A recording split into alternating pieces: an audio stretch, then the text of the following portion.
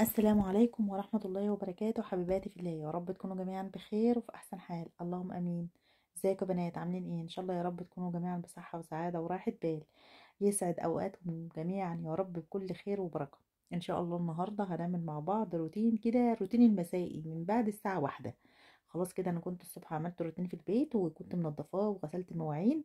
فلما رجعت نزلت ورجعت، اول حاجه بدات بيها على وشي على طول هو المطبخ علشان اجهز الغدا. كان هو بس اللي لسه ناقص معايا في يومي هو تحضير الغدا بتاعي.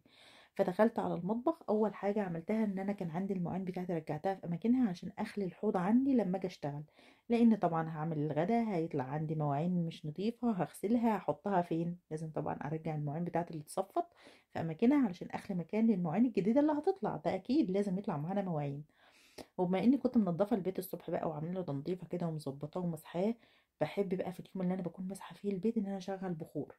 ولكن على ما نضفت البيت وظبطت المبخره بتاعتي وحطيت لها ورق الومنيوم جديد كده زي ما انتم شايفين، آه، اتاخرت على مواعيدي فنزلت اجري من البيت وقلت بقى لما ارجع اشغل البخور واشغل كمان معاها سوره البقره، بحب الاتنين مع بعض. انا بحب استفتح بيهم كده في اليوم. ولكن النهارده كنت مشغوله بقى في البيت وعماله بجري بسرعه بسرعه واخلص اللي ورايا. فقلت خلاص لما ارجع ان شاء الله اشغلهم اتنين مع بعض وانا قاعده كده خلاص هو اللي ورايا بس الغدا. هدخل بقى المطبخ اعمله واسمع بقى القران وانا بشتغل واشغل كمان البخور. بحب ريحه البخور مع القران، بيدي احساس تاني يا بنات. فاتمنى النهارده ان شاء الله الفيديو بتاعي ينال اعجابكم. وما تنسونيش يا بنات من اللايك، ولو انت لسه جديده وبتشوفي قناتي لاول مره اهلا وسهلا بيكي، طبعا تشرفيني وتنوريني وتسعديني وتكبري بخاطري كمان باشتراكك في القناه. اضغطي على الزر اللي تحت الفيديو كده، اضغطي اشتراك وفعلي كلمة الكل عشان يوصلك منا كل جديد بنقدمه. وفضلا وليس امرا ما تنسوش تسيبي لي منكم كومنت تقولوا لي رايكم في الفيديوهات بتاعتي وفي الروتين بتاعي النهارده. وتعالوا بقى نقول بسم الله ونشوف هنعمل ايه النهارده في الغدا بتاعنا. بسم الله الرحمن الرحيم. هنعمل النهارده يا بنات صينيه كفته بالخضار او خضار بالكفته، بجد تحفه تحفه ولذاذ في منتهى اللذاذه والطعامه ومسكره وعسل وحلوه قوي قوي قوي قوي. جربوها وان شاء الله هتعجبكم. بصوا بقى، انا اول حاجه عملتها هي قشرت البطاطس والبصل. جبت كيس كده وبحب اقشر في الخضار بتاعي، الم كل الخضار بتاعي فيه. عملت كميه من البطاطس على قد الصينيه بتاعتي. انا عملت الخضار والصينيه دي يعني قضت معايا اليومين، عملتها غدا اليومين. فعملت كميه البطاطس كده بتقطعها مكعبات. عارفين التقطيعة هنا وتشكيلة هنا الصينية دي براحتك خالص، ممكن تعملها قراص الكفتة وممكن تعملي الخضار بتاعك تقطيعته كبيرة. انا بحب مكعبات صغيرة كده. فجبت بقى ايه، واحلى حاجة في الاكلة دي انا حضرت الاول البصل والثوم والبطاطس وبعد كده جبت بقية الخضار. عارفين احلى اكلة، احلى حاجة في الاكلة دي ان هي بتلملك عارفة الخضار اللي في التلاجة. ساعات بيكون عندك بتنجانية كده مش عارفة تعملي بيها ايه، مع كوسة مع كام قرن فلفل كده مع حاجات مع بطاطساية، وتقعدي تحتاري يعني حطهم قدامك طب اعمل بهم ايه. اعملي بهم الصينيه دي حلوه جدا جدا جدا. وباي كميه لحمه متوفره عندك، وممكن كمان تعمليها بصدور الفراخ مش بس بالكفته. انا كمان بعملها بصدور الفراخ بتكون حلوه جدا بصراحه. وكمان بعملها على ساعات بعملها على البوتاجاز من فوق، وساعات بدخلها الفرن. زي ما انتم شايفين قطعت كل الخضار بتاعي مكعبات زي ما انتم شايفين كده وحضرته معايا. طبعا انقع البطاطس في الميه وهظبط كل حاجه عشان هبدا احمر الحاجات دي كلها. اول حاجه جبت البصله كده هبشرها دي للكفته وبشرتها. طبعا اللي انا قطعت مكعبات دي لصينيه الخضار لما اجي ادخلها الفرن. انما اللي بشرتها دي للكفته. وجبت هنا كيلو من اللحمه، حطيت معاها بقى التوابل بتاعته ملح وفلفل وكمون وشطه. ممكن تعملها بنص كيلو لحمه، ممكن تعملها بكيلو، ممكن بكيلو الا ربع على حسب افراد اسرتك وعلى حسب كميه اللحمه اللي عندك. وحطيت معاها معلقتين من البقسماط وبدات ان انا اكورها كور زي ما انتم شايفين كده. انا بحبها برضو كل حاجه من حجمها صغير علشان الولاد برضو لما يجي يغرفوا كده كل حاجه متقطعه تكون صغيره بالنسبه لهم. جهزت كل حاجه، هبدا بقى احمر الخضار بتاعي. بصراحة يعني أنا حبيت إن أنا أجربها المرة دي متحمرة البطاطس وكل الحاجات اللي فيها. أنا دايما بشوحهم مع البصل. يعني أنا بعملها إزاي، أنا باجي أقوم جاية حاطة شوية زيت وبعد كده بحط البصل يدبل وبعد كده بنزل عليه الكوسة وانزل معاه الفلفل والبتنجان والودا شوح كده. لكن النهارده هحمره معاكم زي ما انتم شايفين. وانا واقفه كده مش هسيب الحوض بتاعي يتكركب مواعين، لا لا لا لا، لازم اشطب اول باول عشان على ما اخلص الغدا بتاعي اكون خلصت الحوض بتاعي ولما نقعد نتغدى كده ما يكونش عندي مواعين مكركبه. اللي هي بس المواعين اللي اكلنا فيها تتشطف بسهوله وبسرعه والشغل يكون خفيف عليا. بس كده شايفين اول باول كده ايدك في الحاجه تخلص على طول. وهنا يا بنات مش بحمر الخضار، بديله تحميره يعني مش بدوس عليه في التحمير، انا بديله تغليفه كده، تشميعه كده في الزيت بس كده.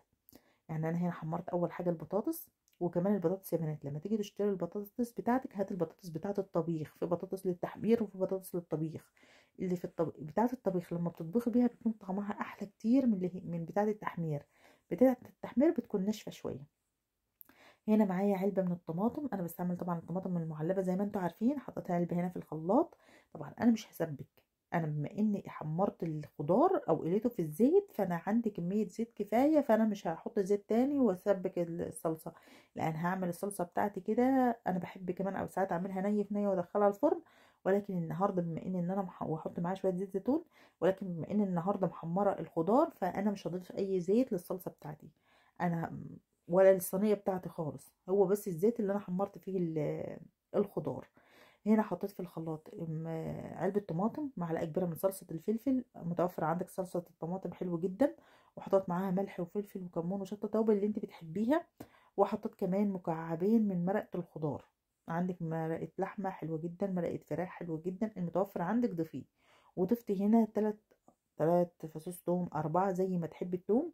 وهضرب بقى كله في الخلاط، وضفت شوية مية وهضربهم كويس جدا في الخلاط لحد ما ينعموا معايا وبس كده. دي بقى الصلصة اللي انا هضيفها لصينية الخضار بتاعتي. وشوية ملح، وهننسى الملح ده اهم حاجة، اللي هيظبط لنا الطعم. بس كده وهضربهم بقى كويس جدا في الخلاط. مش زي ما انتم شايفين كده انا محضره الخضار. والصينيه دي حلوه يا بنات ان هي بتلم كل الخضار اللي عندك، ممكن تعمليها بالكوسه، ممكن تعمليها بالبسله، ممكن تعمليها بالفاصوليا الخضراء والجزر والبطاطس. الكفته بتديها طعم حلو قوي وبتديها تناغم كده مع الخضار والكفته حلو جدا. وطبعا بما اني وقفت وقت طويل في المطبخ مش هنسى نفسي واعمل لنفسي المشروب المفضل بتاعي الا وهو الشاي. حابه تحطي نعناع حطي، انا حطيت قرنفل وشطه. كان حلو جدا وانا واقفه كده. بما ان الجو ما كانش بيمطر بس الجو كان ساقع، كان في سقعه. بس شايفين انا بس بدي تشويحه للخضار. هنا البصل انا دبلته بس كده وصفيته كويس جدا من الزيت. والزيت يعني شويه الزيت اللي انا حطيتهم حمرت فيهم الخضار وحمرت فيهم الكفته كمان. انا ما دوستش على الكفته يعني ان انا سويتها، لا انا اديتها تشميعه كده في الزيت. وهنقلب كده، قلب قلب قلب الخضار مع بعضه كله في بعضه. وحطينا من على الوش كده الكفته بتاعتنا، حاولنا نوزعها في وسط الخضار. ونزلنا بالطماطم بتاعتنا اللي ضربناها في الخلاط مع الثوم والتوابل بتاعتنا وبس كده، وهنوزعها كويس في الصينيه. وهغلفها وادخلها الفرن تغلي كده وتتسبك كده مع بعضها وتاخد وتدي مع بعضها في الفرن. بس انا هخليها شويه يكون فيها صوص شويه، مش هنشفها قوي. تعالوا بقى للبوتاجاز. بما ان انا حمرت الخضار واللحمه والدنيا اتبهدلت زيت واتطرطشت والزيت ما شاء الله عمل عمايله عندي، لازم طبعا ان انا امسح البوتاجاز بتاعي قبل ما اشغله تاني، لان لو شغلته تاني هيتحرق وهيعمل لي ريحه مش حلوه خالص. والشعل بتاعتي هتتحرق عليها الزيت وهتصفر وهتاخد مني وقت ومجهود في الدعك. فليه ده المسح كده بالفوطه بجد مفيش اسهل منه. انا بصراحه بحب جدا لما اكون واقفه في المطبخ والبوتاجاز اتبهدل بمسحه، ما بستناش لحد ما اخلص الاكل بتاعي وكده كده لا انا هغسله بعد الغدا، لا لا لا. انا امسحه ولو بعد الغدا احتاج امسحه تاني عادي يعني. حطيت هنا البنات خدتوني في الكلام، حطيت ايه، حطيت مكعبين زبده وشويه زيت وحمرت فيهم الشعريه. وبعد كده ما اتحمرت نزلت بالرز وقلب قلب قلب كويس جدا وحطينا شويه ملح. وبس كده. انا بحب الشعريه كتير يا بنات، الناس اللي هتقولي انت بتحطي شعريه كتير في الرز، انا بحب كده الشعريه تكون ظاهره معايا في الرز. وحطيت الميه يغلي بقى، هيغلي الرز. وخلي بالكم يا بنات الرز بتاع الليدل حاولي تقللي الميه عن كميه الرز عشان يطلع معاكي مفلفل وحلو، انما لما بتحط كميه الرز هي نفس كميه الميه تلاقي الرز معاكي طري شويه. فهو يعني قللي شويه صغيرين، يعني بتحطي كوبايه رز حطي كوبايه ميه الا شويه. انا بصراحه جربته بالطريقه دي فحلو جدا، طلع معايا مفلفل وزي الفل. او احنا يعني في البيت عندي بنحبه يكون ناشف شويه يعني، مش مش طري، مفلفل، ما بيكونش طري. بس كده. ونبدأ بقى أسعد لحظة بقى لما تخلصي الغدا، يا سلام، وتيجي لحظة إن أنت خلاص أنت كده أنجزتي وخلصتي الغدا بتاعك وتغرفيه. انا بحب احط الرز كده يا بنات في طبق كبير وكل واحد يغرف على قد الاحتياج بتاعه، علشان ما حدش يقول لا انا عايز شويه صغيرين، لا انت حطيت لي كتير. انت عارفين بقى الشويه دول بقى، كل واحد يقول لي انت حطيت لي كتير انا عايز شويه صغيرين، واللي يقول لي حطيت لي شويه صغيرين انا عايز شويه كتير. فبريح نفسي واحط لهم الرز في طبق كده كبير وكل واحد ياخد اللي هو عايزه. بما اني نسيت ان انا احط الكزبره الخضراء مع الصينيه قبل ما تدخل الفرن، قررت ان انا ارشها على وشها كده من فوق. انا بحط كمان معاها يا بنات ساعات رشه من الشبت، بتكون ريحتها تحفه تحفه تحفه تحفه. الصينيه ده مع شويه رشه كده من الشبت يا سلام، وشويه من الكزبره الخضراء. بس كده. وده الغدا بتاعنا النهارده. وزينا برضو الرز بتاعنا ادينا له رشه من الكزبره. ليه اشمعنى هو يعني؟ وهنا قدمت معاها زيتون وبصل. عندك بصل اخضر حلو جدا، عندك زيتون حلو جدا. حابه تعملي سلطه، بس بصراحه بما ان الجو برد جدا والولاد يعني ما بيكون الجو ساقع وفي اكله بيكون فيها صلصه، ما باكلوش سلطه كتير. يعني الاواكل اللي هو مثلا عامله اكل ناشف مثلا اعملي جنبه سلطه، انما اكل مثلا في صلصه كده وفي خضار لا، ما لا عملت السلطه بتقعد بصراحه. بس كده نبدا نغرفها. شايفين انا سبت فيها شويه صوص كده صغيرين.